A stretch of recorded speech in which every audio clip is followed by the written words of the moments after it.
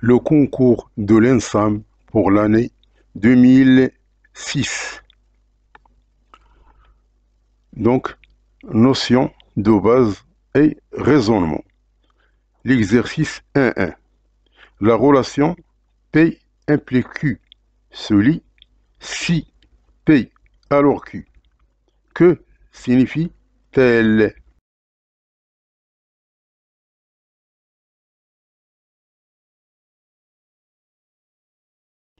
Le principe de récurrence. Pour tout entier naturel n, soit Pn une assertion portant sur n est telle que si Pn est vrai, alors Pn plus 1 est aussi vrai. On suppose qu'il existe un entier n0 tel que Pn0 soit fausse. Quelle conclusion peut-on en tirer?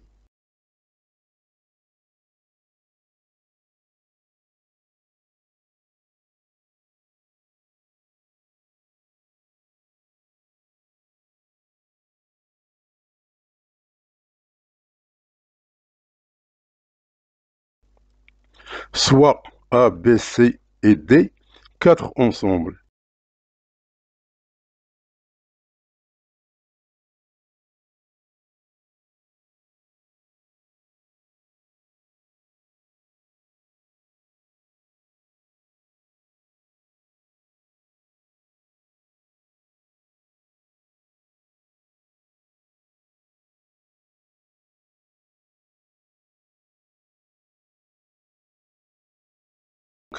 La question numéro 1, donc on note P implique Q, signifie que si P est vrai, alors Q, elle est vraie. P implique Q, ça s'écrit non P au Q. Donc le 1A, donc P est une condition suffisante pour Q, c'est-à-dire Q, elle dépend de P, c'est-à-dire cette proposition, elle est vraie. Q est une condition nécessaire pour P. Donc Q est une condition nécessaire pour P. Oui, parce que si P est une condition suffisante pour Q, alors Q, c'est une condition suffisante pour P. C, pour que Q soit vrai, il suffit que P soit vrai. Donc c'est vrai, parce que l'application non P au Q, elle est fausse tout simplement lorsque les deux sont fausses. Et dans les autres cas, elle reste vraie. La proposition pour que P soit vrai, il suffit que Q soit vrai. Elle peut être vraie comme elle peut être faux. Donc en général, ce n'est pas vrai. Donc on peut l'interpréter comme faux. Q est vrai si et seulement si P est vrai. Elle est faux. Car lorsqu'on dit si et seulement si, on parle de l'équivalence. Alors qu'on a tout simplement une application dans ce sens. La condition pour que Q soit fausse, il faut que P soit fausse. Donc ça c'est vrai. Si Q est fausse, alors P doit être fausse, contraposée. Parce que si P soit fausse, non P elle est vraie. Et non P avec Q, elle est vraie. La dernière, ici, c'est faux. La condition pour que Q soit fausse, il suffit que P soit fausse. Donc ça c'est faux. Si P est fausse, on ne peut rien dire sur Q. Donc parmi les propositions suivantes ici, sauf le A, B, C et F qui sont vraies.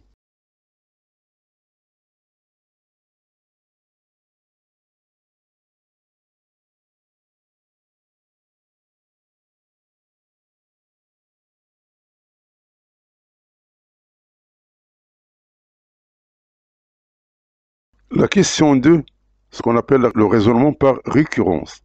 Donc on sait que si Pn est une assertion qui est vraie, alors Pn plus 1 doit être aussi vrai. Donc ici, on a choisi un N0 tel que Pn0, elle est fausse, c'est pas vrai, elle est fausse. Donc, si, donc la question ici, si, est-ce que Pn0 moins 1 est fausse? Donc Pn0 moins 1 pourrait être vrai ou fausse. Donc on peut la considérer comme faux.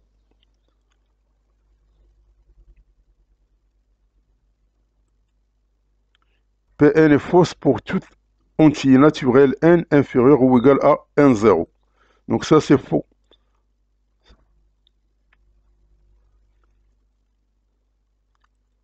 La condition Pn0 plus 1, elle est fausse. Donc ça, c'est faux. Pn0 plus 1 dépend de Pn0, qui est aussi fausse, parce que ça, c'est fausse, l'autre, elle est fausse. Dpn est fausse pour tout entier n supérieur ou égal à n0. Donc ça, c'est vrai, parce qu'à partir de le rang n0, donc le Pn0, elle est fausse. Ça entraîne que Pn, elle est... Alors Pn, elle est fausse pour toute n supérieur ou égal à n0. Donc si Pn0 est fausse, alors à partir de n qui est supérieur à n0, le Pn est aussi fausse.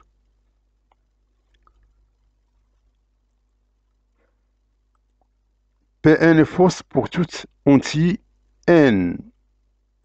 Donc ça c'est faux parce que si elle est fausse pour tout entier n, donc elle est faux. Donc Pn plus 1, elle est fausse. Donc seule la condition D qui est vraie.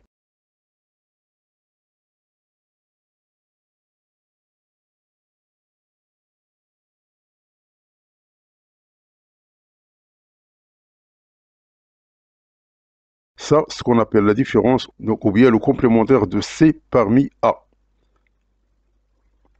Ça, son la différence de deux ensembles, ou bien le complément de C par rapport à A. Et ça, ce qu'on appelle le produit cartésien.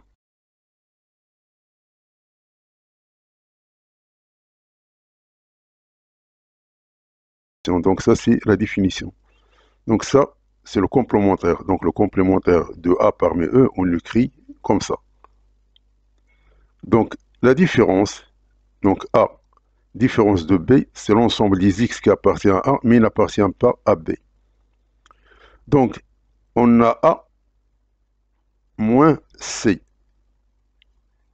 Union B moins C, donc tout simplement, ça, ce qu'on appelle la distributivité de la soustraction par rapport à la réunion. Donc ça, c'est A, différence de C, union B, différence de C. Donc ça, c'est vrai. Cette écriture ici, A moins B, union A moins C, elle est égale à A moins B inter C. Donc ça, c'est la propriété du complément. A moins C moins B moins C, est-ce qu'elle est égale à A inter C moins B? Donc ça, c'est faux.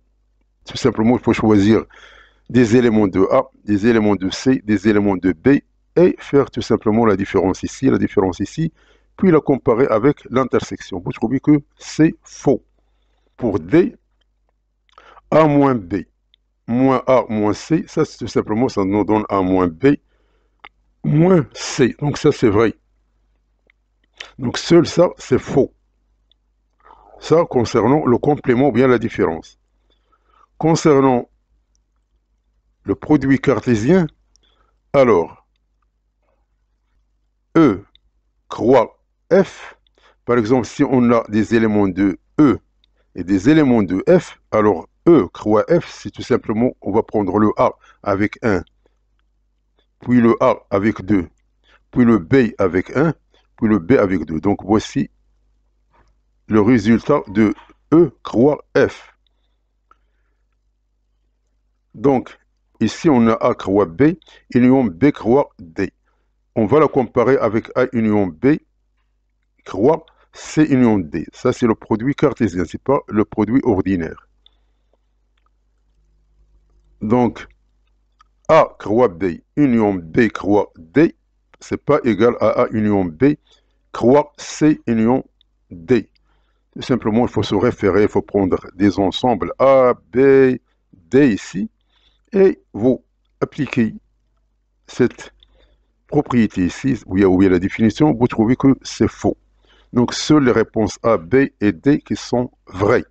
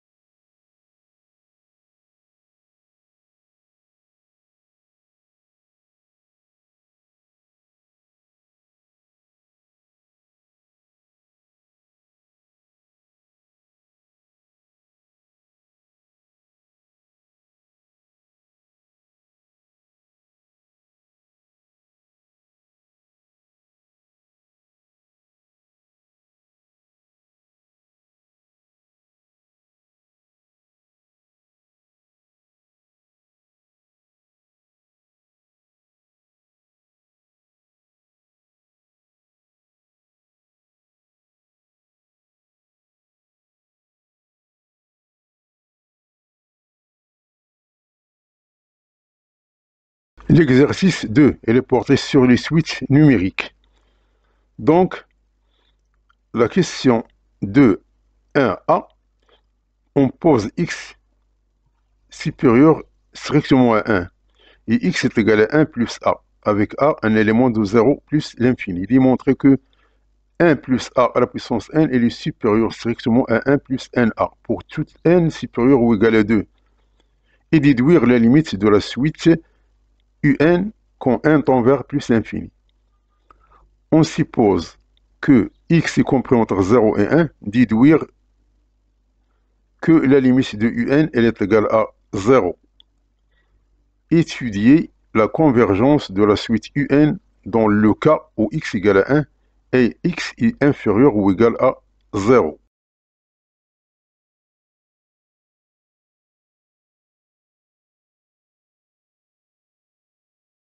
La question de 2, soit a et b, deux nombres réels, strictement positifs.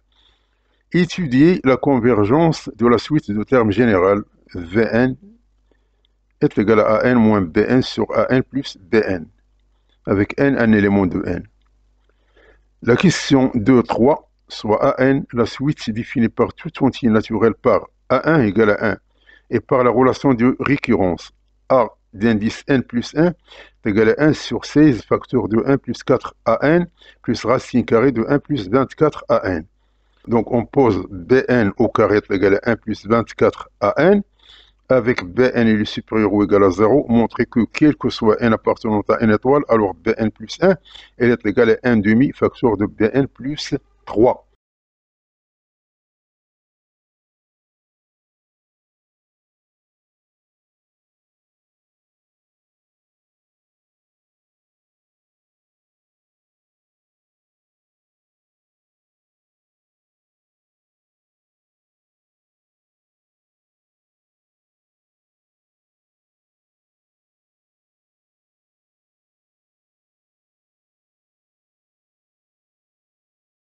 Donc, soit un, la suite définie par x à la puissance 1. Donc, pour x supérieur strictement à 1, on pose x est égal à 1 plus a. Ce qu'on veut montrer, c'est que 1 plus a à la puissance n est supérieur strictement à 1 plus na pour toute n supérieur ou égal à 2. Donc, on sait que 1 plus a à la puissance n, elle est égale à la somme de k égale à 0 jusqu'à n de cnk, 1 à la puissance k qui multiplie a n moins k. Donc, ça, c'est le binôme de Newton.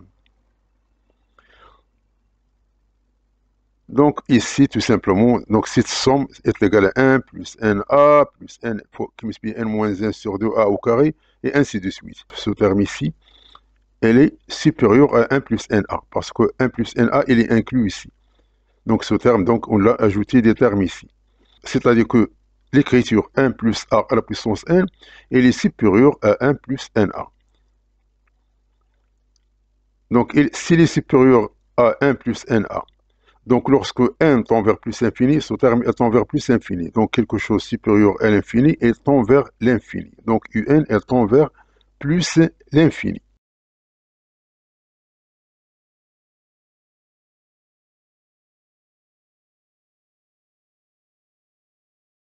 Donc, si x est compris entre 0 et 1, donc, si x est compris entre 0 et 1, alors on sait que la limite tend vers 0.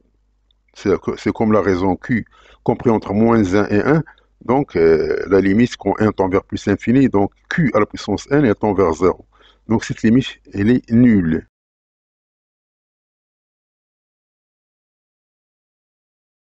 Concernant les deux conditions, donc si x est égal à 1, alors on aura ici un est égal à 1 à la puissance n.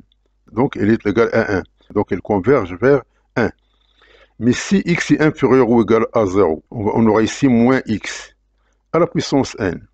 Donc, c'est moins x à la puissance n, c'est ce qu'on appelle la suite alternée. C'est-à-dire, il y a oscillation ou divergence. Donc, la suite, elle est alternée. Donc, c'est pas convergente.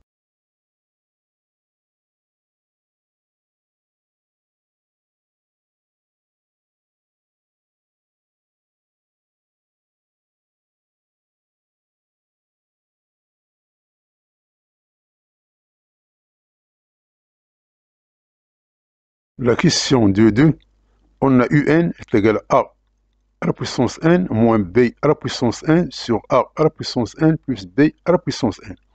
Donc on va prendre ici les cas où a supérieur à b supérieur à 0 et le cas où b est supérieur à a supérieur à 0. Dans ce cas-là, alors b sur a, il est inférieur à 1. Donc on va mettre ici à n en facteur pour le numérateur et pour le dénominateur. Donc on aura cette expression ici. Puisque b sur a, elle est inférieure à 1, c'est-à-dire cette limite est tend vers 0, ainsi que cette limite est tend vers 0. Donc le un, lorsque n tend vers plus infini, elle tend vers 1.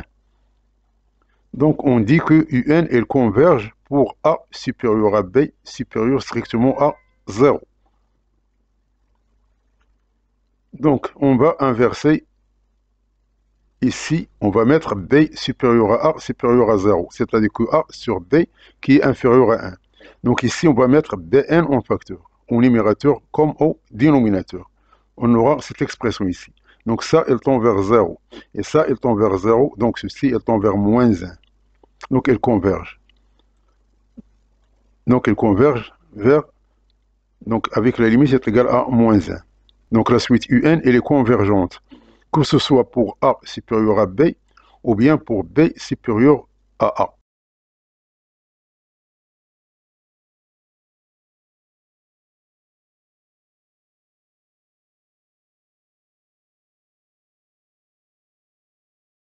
Dans le cas où a est égal à b, alors ce terme, elle donne an, c'est-à-dire an moins bn sur an plus bn. On va remplacer b par a, on aura donc an moins an sur 2an, qui est égal à 0.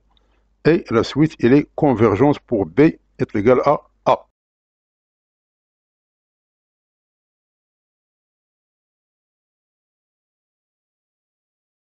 Donc elle est convergente pour a supérieur à b, pour b supérieur à a, et pour b est égal à a.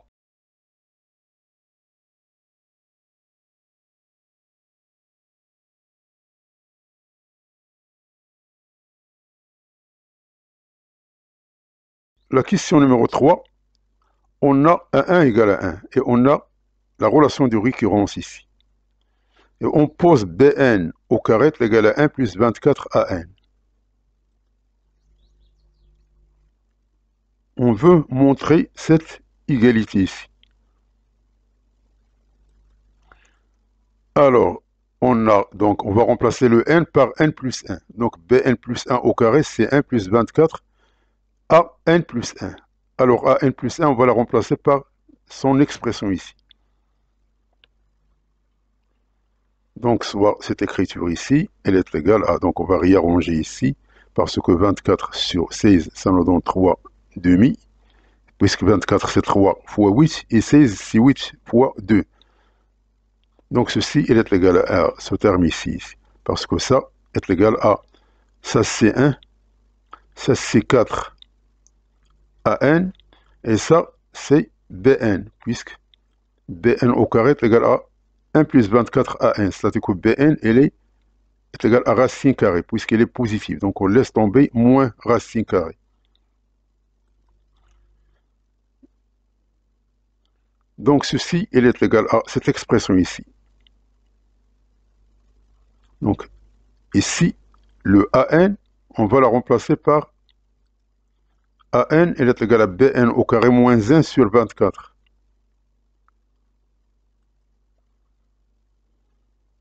Puisqu'on veut une relation entre le bn plus 1 et le bn. Donc il faut chasser le an. Il faut enlever le terme en an. Donc comme ici, on va encore enlever le terme en an. On va la remplacer par bn au carré moins 1. Donc on aura cette écriture ici. Donc après calcul, on va trouver que bn plus 1 est égal à 1 demi facteur de bn plus 3 pour toutes ces bn supérieures ou égales à 0. C'est tout simplement des calculs ici.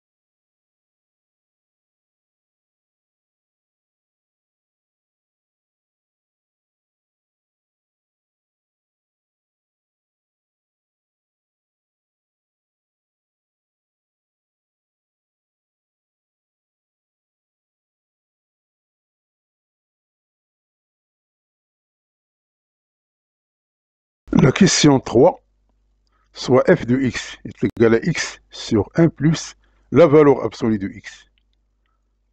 Donc, montrer que f est borné, étudier la dérivabilité de f, étudier la parité de f, montrer que f définit une bijection de R sur moins 1, 1.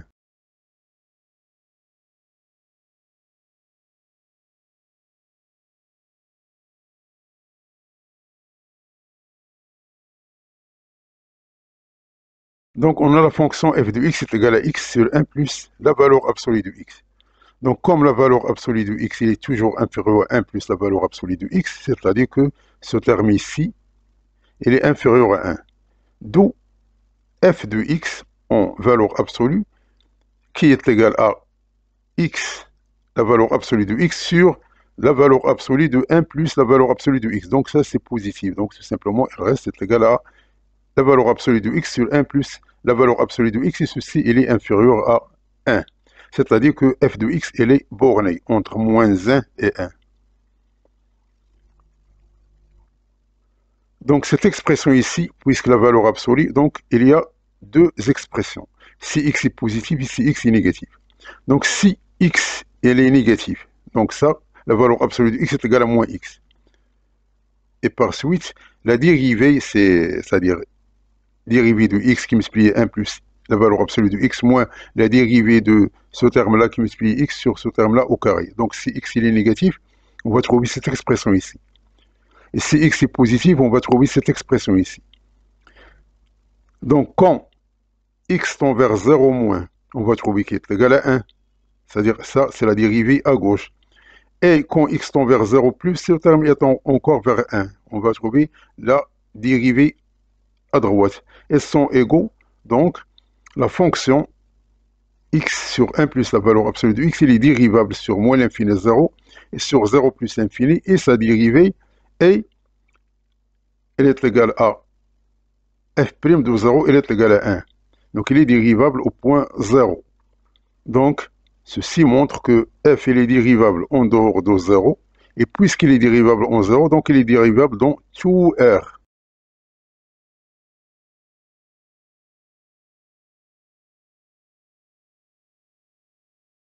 La parité, on va remplacer x par moins x, on va trouver qu'il est égal à moins f de x. Donc, c'est une fonction qui est impaire. Concernant la bijectivité de la fonction de R vers l'intervalle moins 1, 1.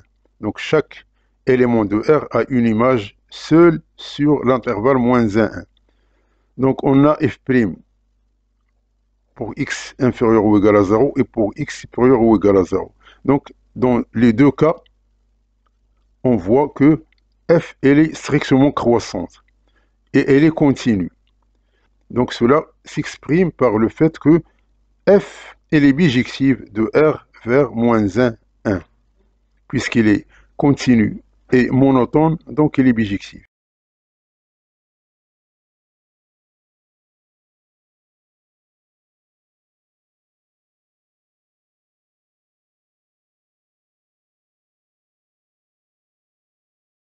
Donc, calculer la limite quand x tend vers plus l'infini de x carré, facteur de l'exponentielle de 1 sur x moins l'exponentielle de 1 sur x plus 1.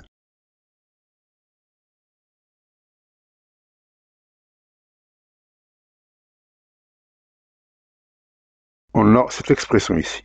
Donc, x carré, on va la mettre ici sur 1 sur x carré. 1 sur x carré, ça donne x carré qui multiplie ce terme ici. Donc, ici, on a 1 sur x, on a 1 sur x plus 1, ou ici, on a 1 sur x au carré. On va remplacer 1 sur x par un t. Lorsque x tend vers plus infini, alors t, elle tend vers 0 plus. Donc, cette expression ici, elle se transforme en cette écriture ici. Et lorsqu'on remplace par 0, on va trouver que ça c'est 1, ça c'est 1, ça c'est 0. Donc 1 moins 1 c'est 0 sur 0, c'est une forme indéterminée. Donc pour enlever l'indétermination, on va procéder par ce qu'on appelle la règle de L'Hopital. C'est-à-dire on va dériver le numérateur, et on va dériver le dénominateur, puis on va remplacer le t par 0. Donc ceci, dans l'exponentielle de t prime, moins l'exponentielle de t sur t plus 1 prime sur t au carré prime. Donc la dérivée ici, elle reste l'exponentielle de t. Ici, la dérivée, c'est la dérivée de ce terme-là qui multiplie ce terme-là. Donc ça, c'est-à-dire est égal à t sur t plus 1 prime, l'exponentielle de t sur t plus 1. Donc ceci nous donne cette écriture ici. Et si t au carré, ça nous donne 2t. Donc, on va essayer de séparer les termes. On a ici l'exponentielle de t sur 2t. On a ici moins 1 sur t plus 1 au carré, l'exponentielle de t sur t plus 1 sur 2t. Donc on va sortir le 2, on a 1 demi. Ici, e de t, on va ajouter un moins 1 sur t. Parce que ça c'est l'exponentielle de t sur t, moins 1 sur t. Donc moins 1 sur t, on a retranché ici, et il faut qu'on ajoute ici. Mais avec le moins, on la met ici, moins. Ça c'est les parenthèses.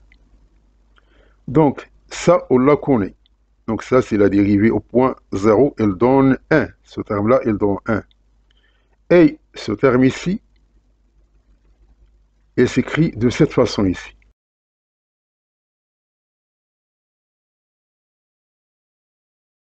Donc ça, c'est comme f de x moins f de 0 sur x moins 0. Donc c'est égal à la dérivée de ce terme ici au point 0. Comme pour cette écriture ici. Donc ça, on la connaît, donc il faut qu'on dérive ce terme, là, puis on remplace t par 0. Donc dériver ce terme, c'est dériver ce terme qui multiplie ça, plus prendre ce terme ici et dériver l'autre terme. Donc avec les calculs, on va trouver que ceci est égal à moins 1. Donc ça, on aura donc ici, c'est 1 demi qui multiplie 1, moins 1 demi qui multiplie moins 1. Donc ceci nous donne, donc ça c'est 1 demi qui multiplie 1, c'est 1 demi, et ça c'est moins 1 demi qui multiplie moins 1, c'est 1 demi. Donc ceci est égal à 1. D'où la limite quand x tend vers plus l'infini de x carré, facteur de l'exponentielle de 1 sur x moins l'exponentielle de 1 sur x plus 1, elle est égale à 1.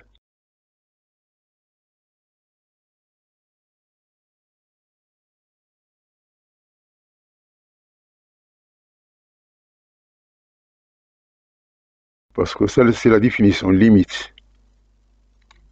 Quand x tend vers x0 de f de x moins f de x0 sur x moins x0, lorsqu'il existe, ceci est égal à f' au point x0.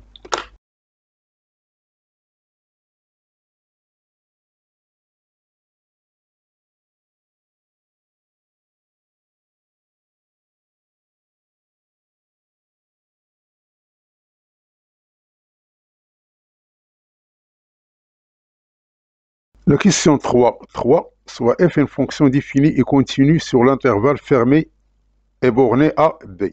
Soit x1, x2 jusqu'au xn. n valeurs dans cet intervalle ici. Donc, prouver qu'il existe un élément c appartenant à a, b, tel que f de c est égal à cette expression ici. Normalement, ici, le a et b sont ouverts, c'est pas fermé. Donc ça, on applique tout simplement le théorème des valeurs intermédiaires. Donc, on a cette écriture, donc on va poser g de x est égal à f de c moins cette expression ici. Donc on a g de a, on la remplace ici, et on a g de b, on la remplace ici.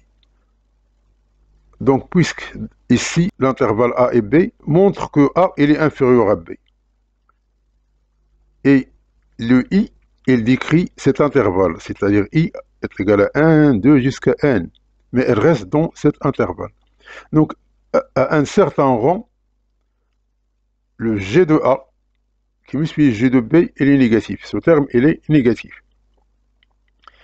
Parce que lorsqu'on va rompre, donc g de a qui multiplie g de b, elle va donner cette écriture ici. Donc, à un certain rang, ce terme-là, il est négatif. Et puisque la fonction, il est continue, et ça, il est négatif, donc par conséquent, on applique le théorème de la valeur intermédiaire. Donc ça, c'est la moyenne. Ça, c'est ce qu'on appelle le théorème de la moyenne ici. Ça, c'est la moyenne. f de x1 plus jusqu'à f de xn sur n, ça, c'est le théorème de la moyenne. Donc, il existe un C appartenant à AB tel que G de C égale à 0. Donc ça, par application du théorème des valeurs intermédiaires. Donc c'est G de C égale à 0, c'est-à-dire f de C est égal à 1 sur n, f de xn plus f de xn. Donc ici, par application du théorème des valeurs intermédiaires.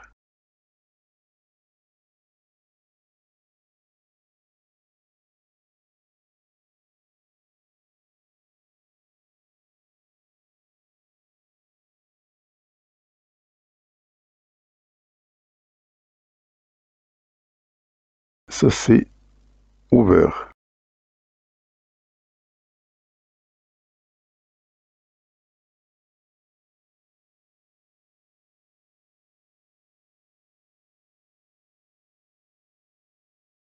La question 3-4, pour tout x appartenant à 0 plus infini, f de x est égal à ln de l'exponentielle de 3x plus l'exponentielle de 2x moins l'exponentielle de x moins 1. Et g de x est égal à l'exponentielle de 3x plus l'exponentielle de 2x moins l'exponentielle de x moins 2. Montrer que il existe un alpha qui appartient à l'intervalle ln de 6 sur 5, ln de 5 sur 4, tel que g de alpha égale à 0 et f de alpha égale à 0.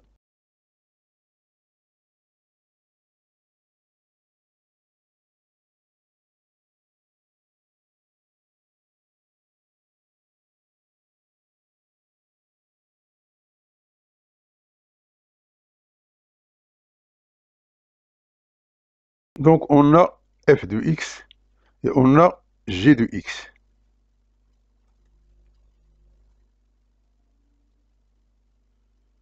Donc ici, on a x supérieur strictement à 0, c'est-à-dire appartient à 0 plus infini. Donc alpha, il appartient à cet intervalle ici. Donc on veut montrer que g de alpha égale à 0 et que f de alpha égale à 0. Donc on a g de x. On va commencer par g de x.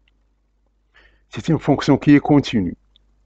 Et on a g de ln de 6 sur 5. On va trouver qu'il est égal à un terme ici.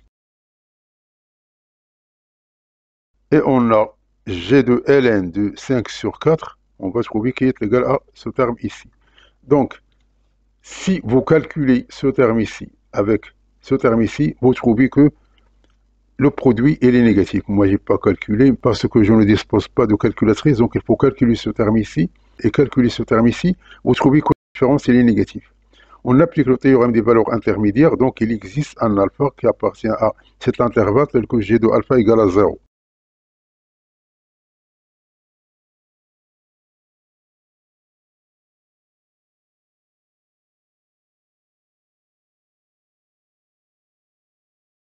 Donc, maintenant, on va essayer de voir est-ce que f de alpha égale à 0. Donc, on a f de x.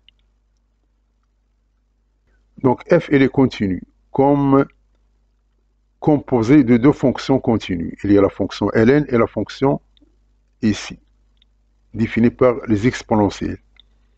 Donc, on a f de ln de 6 sur 5. On va trouver qu'il est égal à ce terme ici. Et f de ln de 5 sur 4, elle est égale à ce terme ici. Donc, comme pour la première question, donc on va trouver que l'un est positif, l'autre est négatif. Donc, d'après le théorème des valeurs intermédiaires, alors il existe un alpha tel que f de alpha égale à 0.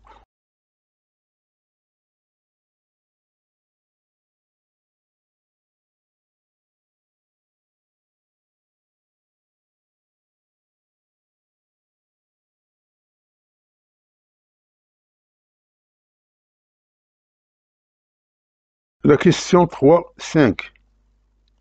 Soit f la fonction définie sur l'intervalle 0,1 par f de x est égal à cosinus de πx pour toute n supérieure ou égale à 2.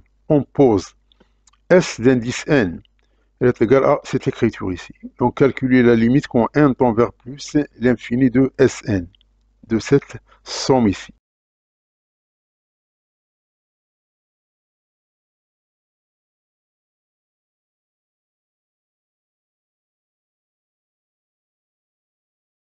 Donc on a f de x.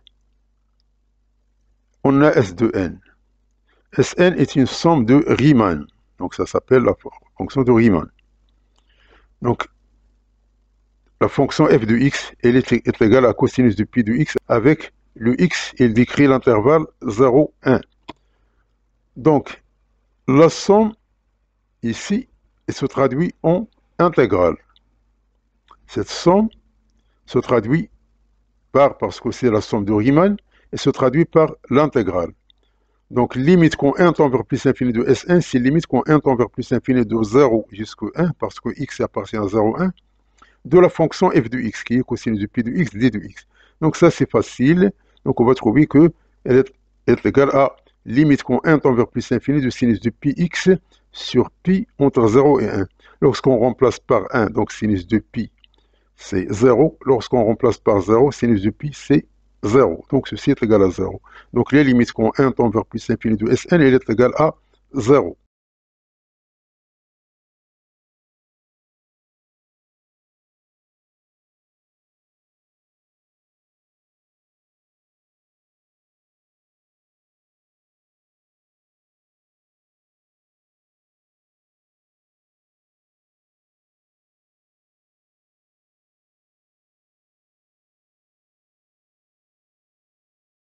La question 3.6, soit f une fonction numérique définie et continue sur l'intervalle AB, telle que f de x est égal à f de a plus b moins x, pourvu que l'intégrale de a jusqu'au b de t, f de t, dt est égal à a plus b sur 2, l'intégrale de a jusqu'au b, f de t, dt.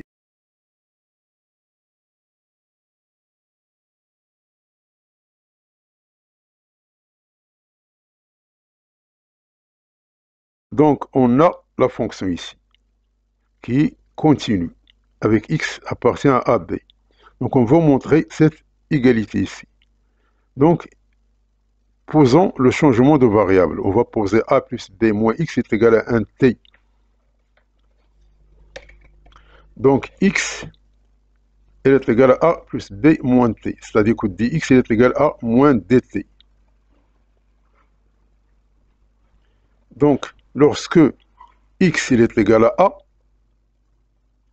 alors le t est égal à b.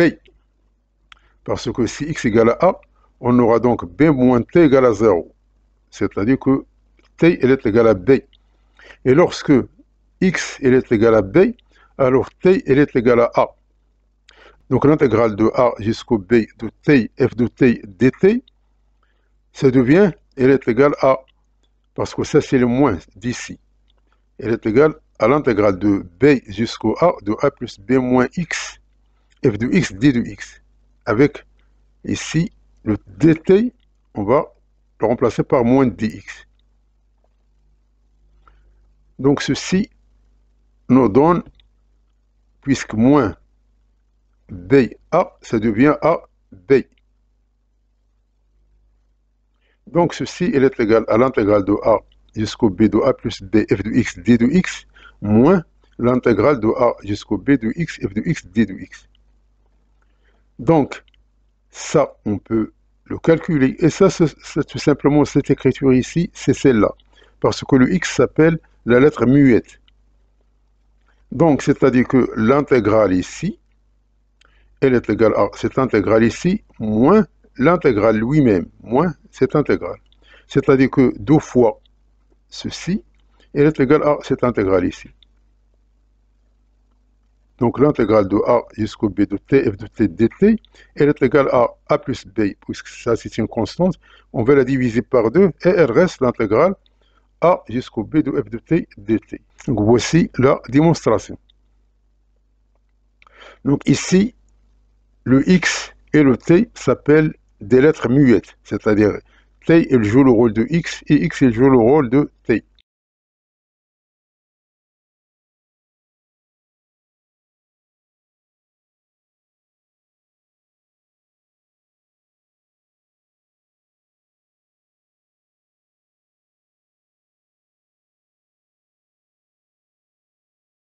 La question 7, soit g, une fonction réelle définie et continue sur R, démontre que si g est périodique de période t, alors la fonction grand G définie par grand G de x est égal à l'intégrale de x à x plus t, g de t dt, elle est constante pour toute x appartenante à R.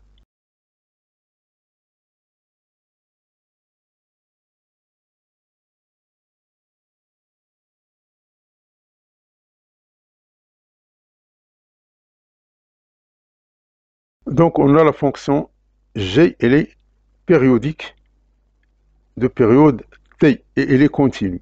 Donc on définit g de x est égal à l'intégrale de x jusqu'au x plus t, g de t dt. On veut montrer que g de x elle est constante. Donc pour cela, on va tout simplement procéder par un changement de variable. On va poser u, elle est égale à petit t moins grand t. Ça c'est la période. Donc d de u, elle est égale à d de t. Donc on veut changer les bornes. Lorsqu'on remplace t par x, le u, il devient égal à x moins t. Lorsqu'on remplace t par x plus t, ceci est égal à x, puisqu'on va simplifier par t. Donc cette intégrale ici se transforme en cette intégrale ici. Et puisque g de u plus t, il est égal à g de u, car g, elle est périodique de période t. Donc ceci se traduit par g de u plus t, il est égal à g de u. C'est-à-dire que l'intégrale de x jusqu'au x plus t, c'est-à-dire le grand g de x, elle est égale à x moins t, x, g de u, d de u. Donc ceci, elle est égale à g de x moins t, grand g de x moins t. Donc cela implique que g de x, elle est égale à g de x moins t. Donc on a parti de g de x, parce que ça c'est g de x. Ça c'est g de x.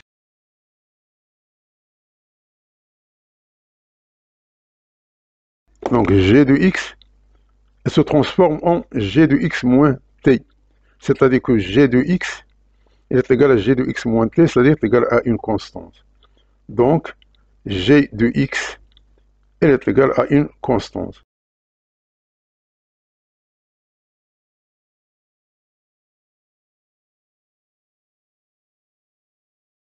Donc, g de x, c'est une constante, quelle que soit x appartenante à R.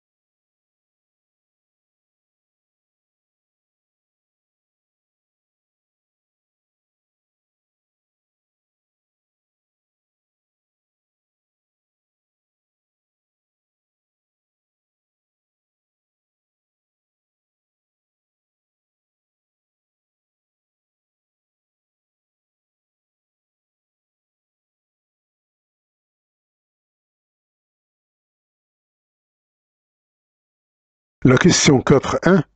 Dans une station-service, deux distributeurs sont placés côte à côte. On désigne l'un par G gauche et l'autre par D droite. 25 personnes se présentent successivement pour sortir une boisson. On désigne par séquence la suite des choix successifs des usages, mise sous la forme gauche, droite, gauche, gauche, gauche, droite et ainsi de suite. On a 25 lettres gauche ou droite. Donc la question 4.1a, combien y a-t-il de séquences distinctes possibles? La question 4.1b, combien y a-t-il de cas où du usager se sont servis au distributeur du gauche, c'est pas de droite.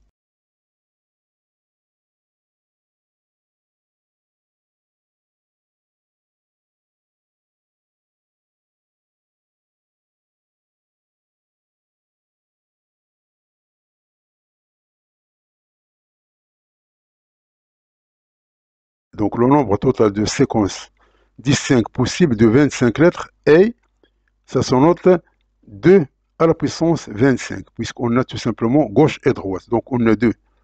Donc, et on a 25 lettres.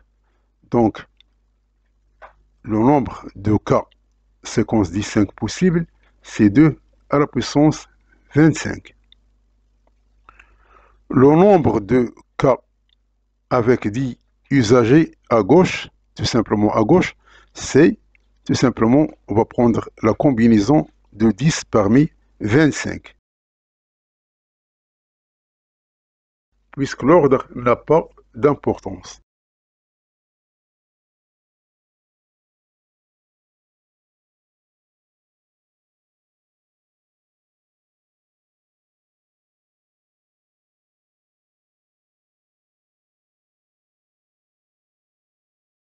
On dispose de deux urnes contenant chacun 30 boules distinctes. Combien y a-t-il de possibilités pour tirer 10 boules de la première urne et 15 boules de la deuxième urne?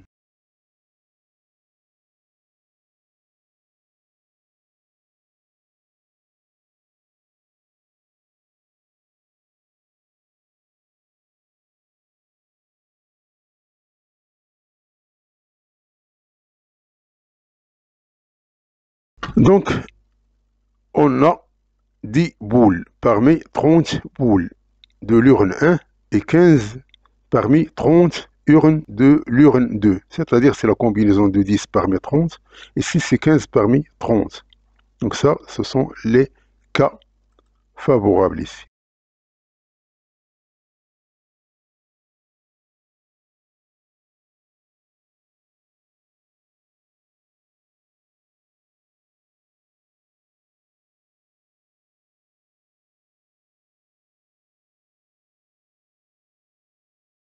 La question 4.3. Prouver que pour tout n appartenant à n étoile, alors 1, ça c'est la combinaison de 1 parmi n, la combinaison de 2 parmi n, la combinaison de 3 parmi n et ainsi de suite. Montrer que cette combinaison elle est égale à n qui multiplie 2 à la puissance n moins 1.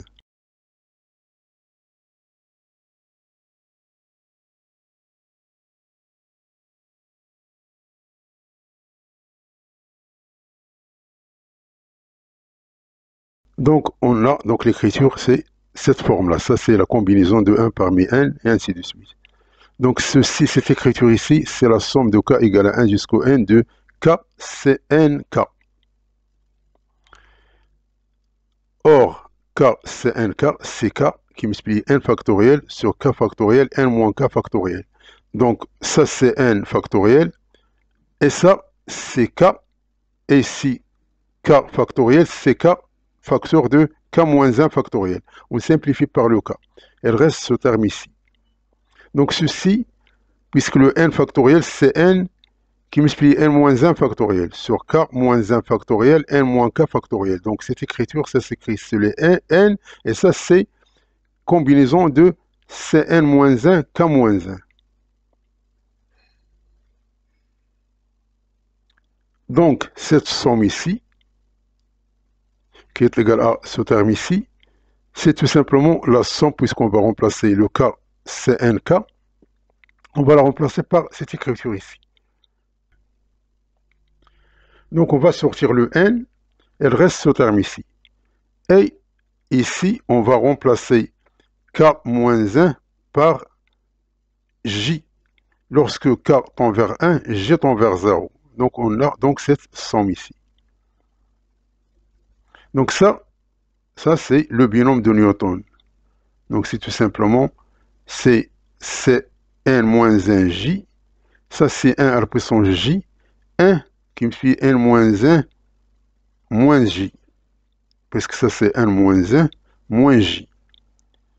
Donc, ceci, donc ceci nous donne, lorsqu'on écrit ici 1 à la puissance j, 1 à la puissance n-1 moins j, ça c'est 1 plus 1 à la puissance n-1.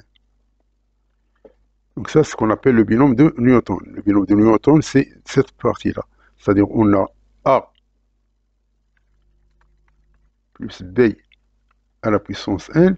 Ça, c'est simplement la somme de K égale à 0, 2 jusqu'au n, de A à la puissance, par exemple, K, B à la puissance n moins K. Donc ici, puisqu'on a le 1, ici le 1, donc le A et B est égal à 1. C'est-à-dire est égal à n facteur de 1 plus 1 à la puissance n moins 1, c'est-à-dire n à la puissance, donc c'est-à-dire n qui multiplie 2 à la puissance n moins 1.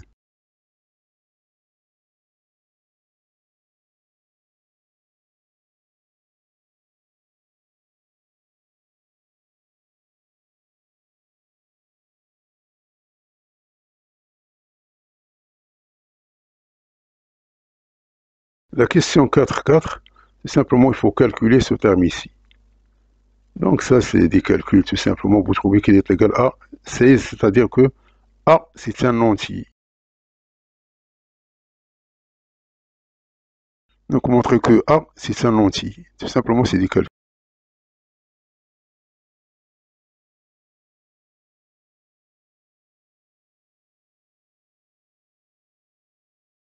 La question 4.5, on a A plus B plus C est égal à pi. Donc, montrer que sinus de A plus sinus de B plus sinus de C est égal à 4 fois cosinus de A sur 2, cosinus de B sur 2, cosinus de C sur 2.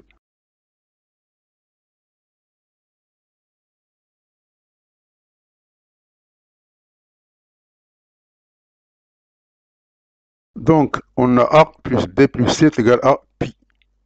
Et on a donc sinus de A plus sinus de B plus sinus de C. On veut montrer qu'il est égal à cette expression ici. Donc, dire que A plus B plus C est égal à pi, cela se traduit par C est égal à pi moins facteur de A plus B. Donc, sinus de C, c'est sinus de ce terme ici. Le sinus de pi moins quelque chose, c'est sinus de ce quelque chose ici, c'est-à-dire A plus B. Donc ça, on va la garder. On va revenir à sinus de A plus sinus de B plus sinus de C. Donc ceci, il est égal à sinus de A, sinus de B et sinus de C. On va la remplacer par sinus de A plus B. Or, d'après les formules de transformation, alors sinus de A plus sinus de B, elle est égale à 2 fois sinus de A plus B sur 2, cosinus de A moins B sur 2. Et sinus de A plus B, c'est 2 fois sinus de A plus B sur 2, cosinus de A plus B sur 2. Donc on va la remplacer ici sinus de B, ici sinus de A plus B. Donc on va remplacer l'écriture. On va remplacer sinus de A plus sinus de B par cette expression. Et sinus de A plus B, on va la remplacer par cette expression ici. Donc, on voit qu'on a un terme commun. On va la mettre en facteur. Donc, il reste ce terme ici. Et ça c'est ce qu'on appelle encore les formules de transformation. Cosinus de A moins B sur 2 plus cosinus de A plus B sur 2, elle est égale à cosinus de A plus B sur 2 plus A moins B sur 2 sur 2, cosinus de A plus B sur 2 moins 1 moins B sur 2, le tout sur 2. Donc ça, ce sont les formules de transformation. Donc on va trouver cette expression ici.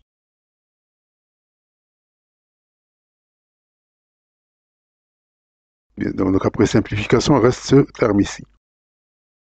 Donc 4 sinus de A plus B sur 2, cosinus de A sur 2, cosinus de B sur 2, elle est égale à 4 sinus. Donc A plus B, c'est pi moins C. Et sinus de pi moins C, c'est sinus de C sur 2. Donc on va trouver l'expression ici.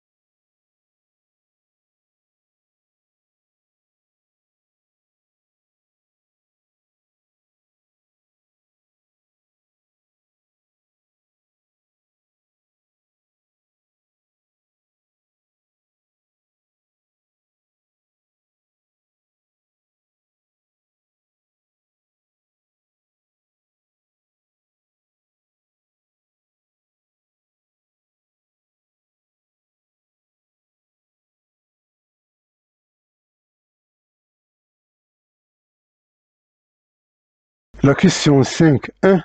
L'espace est minu d'une base orthonormée, IJK.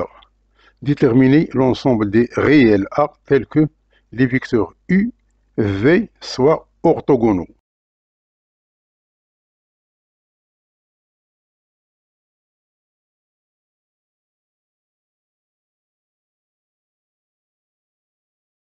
Donc ça, c'est ce qu'on appelle le produit scalaire. Pour montrer que U et V sont orthogonaux, c'est-à-dire que le produit scalaire, elle est nul. C'est-à-dire que le produit scalaire de U, V, elle est nul. Donc U fois V, c'est tout simplement, il faut prendre 2A multiplié par moins A, plus 1 multiplié par 3, plus 0 multiplié par 4 est égal à 0. Donc on a a au carré est égal à 3,5, c'est-à-dire que a est égal à plus ou moins racine carrée de 3 sur 2.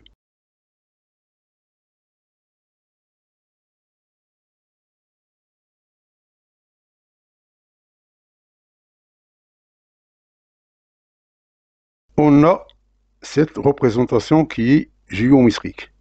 Donc une croix, donc ça c'est le croix.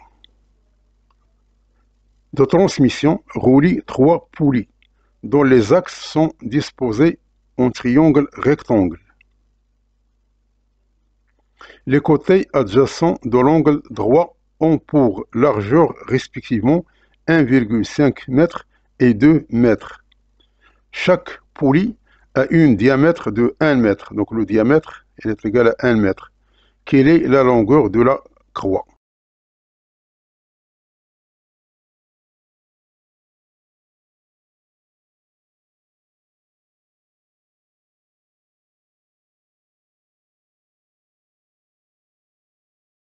Donc ce qu'on veut, c'est ce trajet ici. C'est cette partie. Et on va revenir au même point. Donc ça, c'est le croix. Donc ici, c'est bien représenté ici. Donc on veut calculer cette partie-là, cette partie-là, cette partie-là, cette partie-là, cette partie-là et cette partie-là. Ça, c'est 1,5 et ça, c'est 2. Donc ça, c'est un triangle rectangle. Donc il faut calculer ce qu'on appelle l'hypoténuse. Donc ça au carré, elle est égale à ça au carré plus ça au carré. C'est-à-dire que ce terme ici, il est égal à racine carrée de 1,5 au carré plus 2 au carré. Ceci nous donne 2,5 mètres. On connaît donc cette longueur ici. On connaît cette longueur ici. On connaît cette longueur ici. Ce qui nous reste, c'est tout simplement le bord. Cette partie-là, cette partie-là et cette partie-là, qui sont égaux. Donc chaque poulie a un diamètre de 1 mètre. C'est-à-dire le rayon, c'est 0,5 mètres. Donc la longueur totale, c'est la somme des arcs, ça ce sont des arcs, plus les longueurs droits, plus cette partie-là, plus cette partie-là, plus cette partie-là. Donc le L, donc la longueur de la croix, c'est 1,5 mètres, plus 2 mètres, plus 2,5 mètres, plus ça c'est ce qu'on appelle le demi-périmètre. C'est-à-dire on a 3 demi-périmètres, c'est-à-dire c'est 3 qui multiplient pi r. Ça c'est le demi-périmètre. Donc, c'est tout simplement, donc, après calcul, on va trouver qu'il est égal à 3 facteur de 2 plus pi sur 2 en mètres. Donc, ça, c'est en mètres. Donc, ça, c'est la longueur de la croix. C'est-à-dire cette partie-là, plus celle-là, plus...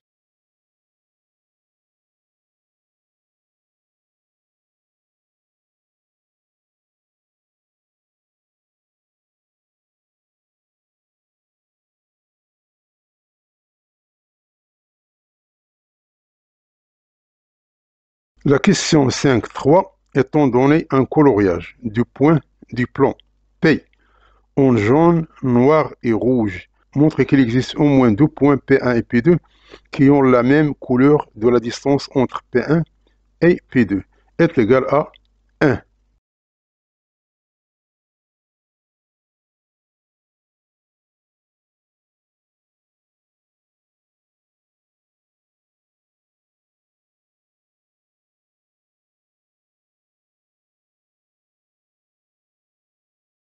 Donc, on a 3 couleurs. On a le jaune, on a le noir, on a le rouge. Et la distance entre 2 points, elle est égale à 1. Donc, on se présente dans ce qu'on appelle un plan euclidien, R au carré.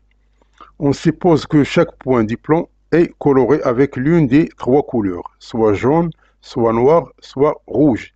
Il faut montrer qu'il existe 2 points P1 et P2 tels que la distance entre P1 et P2 est exactement 1 et les points P1 et P2 ont la même couleur.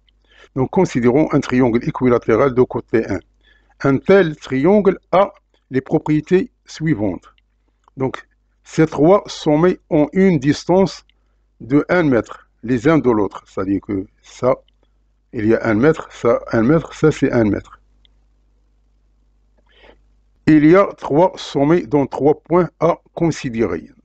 Chaque sommet du triangle équilatéral est coloré avec l'une des trois couleurs, jaune, noir ou rouge. Puisque nous avons trois sommets et trois couleurs, il y a deux cas. Donc il y a deux cas possibles. Tous les sommets ont des couleurs différentes. Ou bien au moins deux sommets ont la même couleur. Par exemple, ici deux rouges et un qui est jaune. Ou bien on peut changer les couleurs ici.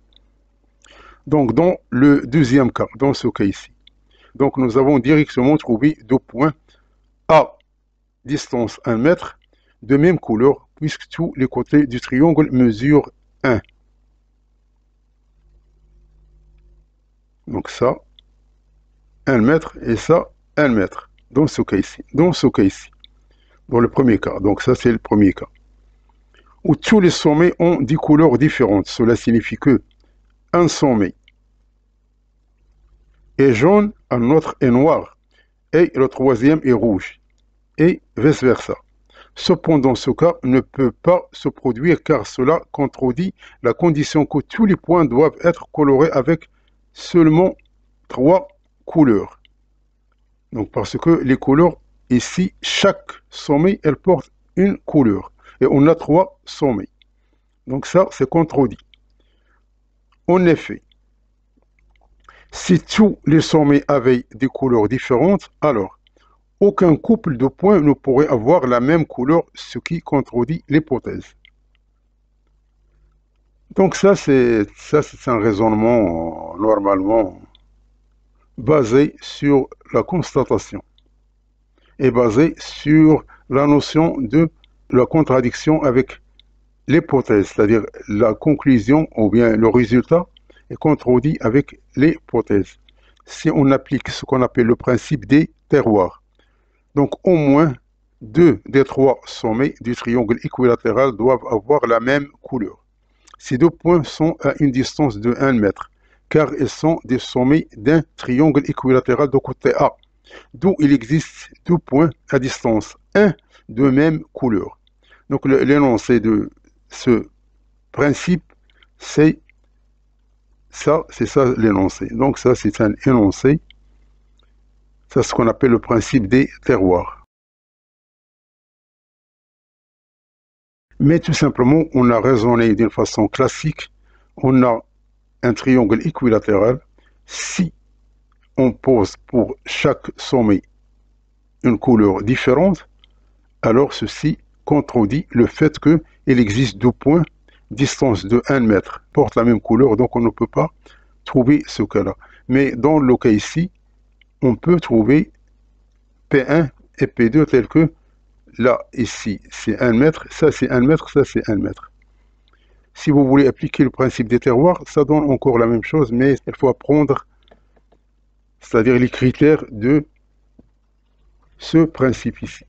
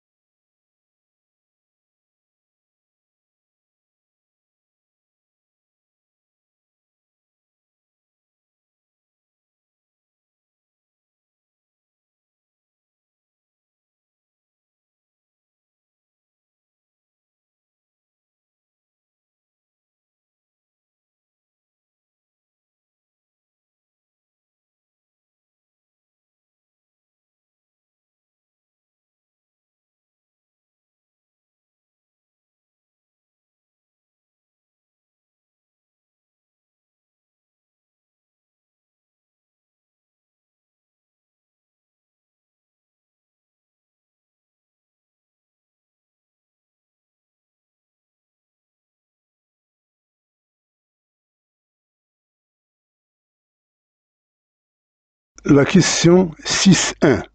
Le congrès des maths a vu se réunir les chats maths qui ont deux bosses de maths et les drôles maths qui ont une seule bosse de maths.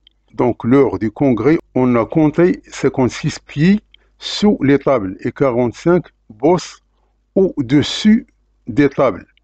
Combien y avait-il de chats maths et de drôles maths qui ont les uns et les autres deux pieds comme tout le monde?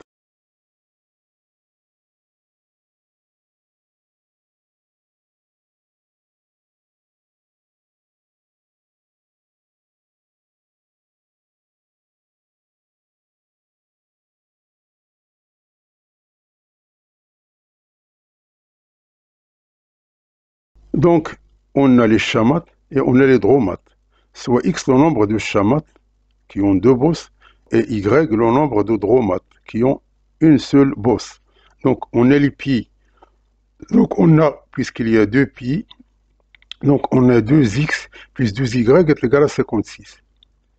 Ça, c'est pour les pieds. Pour les bosses, on a 2x plus y est égal à 45. Donc 2x plus 2y est égal à 56 se traduit par x plus y est égal à 56 sur 2, c'est-à-dire égal à 28. Donc, on a 2x plus y est égal à 45. Donc, on a x plus y est égal à 28, et on a 2x plus y est égal à 45. Donc, ça, c'est un système de deux équations. Donc, on peut trouver le x et le y. Donc, le x, il est égal à 17, et on va trouver que le y, il est égal à 11. Donc, si on remplace 17 et 11, on va multiplier 17 par 2, c'est 34. Et ça, c'est 22. Donc, 34 plus 22, ça nous donne 56. Et 34 plus 11, ça nous donne 45. Donc, on aura donc 17 chats maths et 11 drôles maths.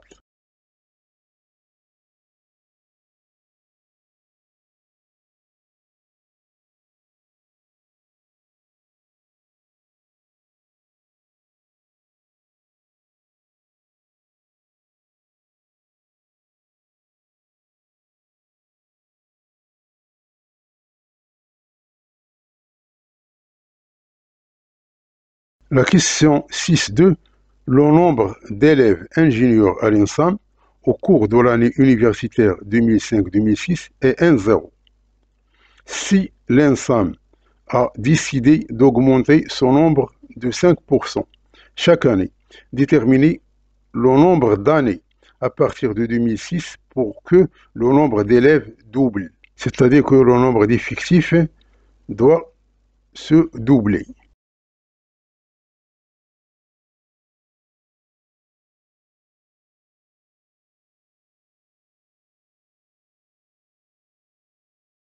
Donc, on a une augmentation annuelle de 5%. C'est-à-dire que à un instant T, le nombre d'élèves est égal au nombre d'élèves primitifs, c'est-à-dire à l'instant T0, c'est-à-dire le 1,0, qui multiplie 1 plus 0,05, le tout à la puissance T. C'est-à-dire c'est 1,0, 1,05 à la puissance T. On cherche donc le temps, parce que ce qu'on cherche, c'est T. Et T, c'est le nombre d'années. Donc, on a ceci, il est égal au double, c'est-à-dire égal à 2, 1, 0. Donc, on va simplifier par 1, 0, donc on va trouver 1,05 à la puissance t est égal à 2. Donc ça, c'est t ln de ce terme-là, est égal à ln de 2. Donc, tout ce calcul fait nous donne à peu près 15 ans. C'est-à-dire que d'ici 15 ans, à partir de 2006, alors le nombre des ensamiens, il se double. C'est-à-dire soit en année 2021.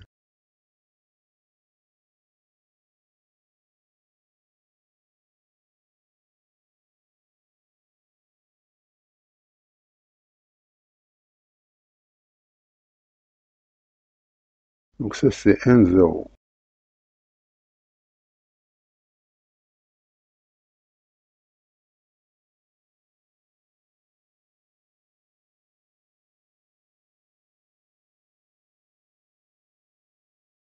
Le logarithme à base 1,05.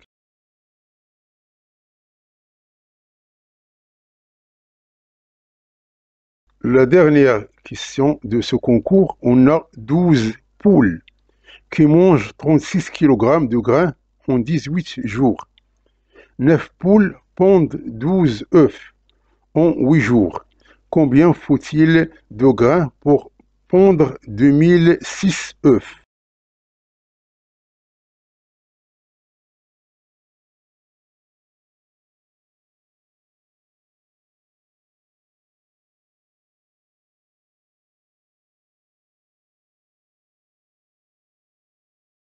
Donc, on a 12 poules qui mangent 36 kg en 18 jours. C'est-à-dire une poule, chaque poule, une poule, elle mange 36 divisé par 18, soit 2 kg en 18 jours. Donc 9 poules pondent 12 œufs en 8 jours.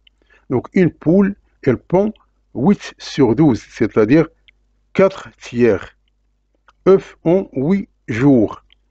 Donc pour qu'elle pondre 2006 œufs, il faut un terme de 2006 qui divise 4 sur 3 qui multiplie 9. Ceci nous donne 167,17 jours. Donc le grain, parce que ce qu'on veut, c'est la consommation. Combien faut-il de grains? Donc la consommation correspondant, c'est 2006 qui divise 4 tiers qui multiplie 9. Qui multiplie ce terme ici, qui multiplie 2 sur 18. Donc ceci nous donne à peu près kilogrammes de grains.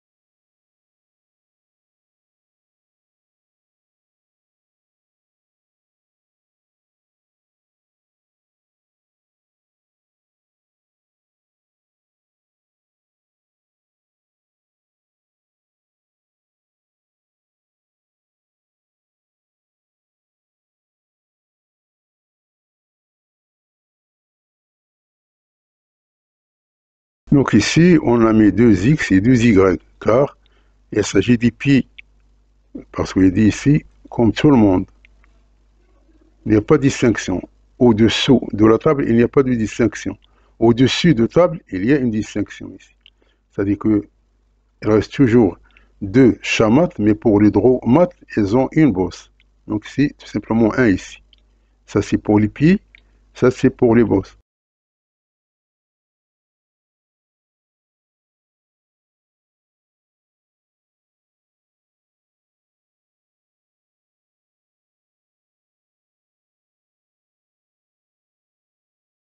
Donc ça c'est un exercice purement statistique. Ça c'est des statistiques.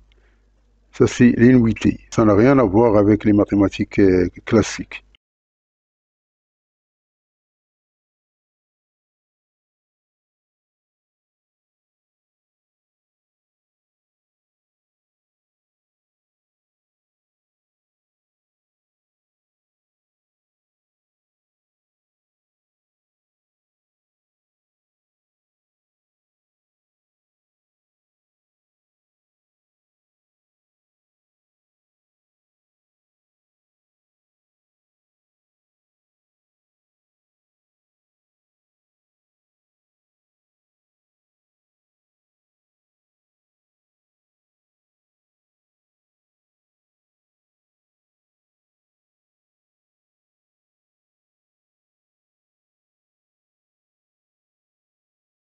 Donc merci d'avoir suivi ce vidéo et à la prochaine pour un nouveau vidéo cordialement.